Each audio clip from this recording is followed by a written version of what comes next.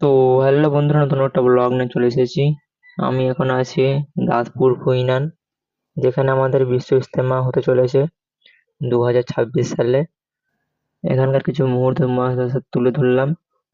2026 সালের 2, 3, 4, 5 তারিখে জানুয়ারি মাসের ইজতেমাটি হবে। তারই জোরদার কাজ চলছে। প্রচুর বড় এলাকা নিয়ে হবে এই ইজতেমাটি। প্রায় 30 বছর পর হতে চলেছে এই বাংলায় ইজতেমা। আর এখানে বাথরুমের যে জিনিসগুলো থাকে সেগুলো নিয়ে যাওয়া হচ্ছে কাজের জন্য। আর খুব জোরদারি কাজ চলছে, তোমরা দেখতেই পাচ্ছ। তারই কিছু ক্লিপস তুলে ধরলাম।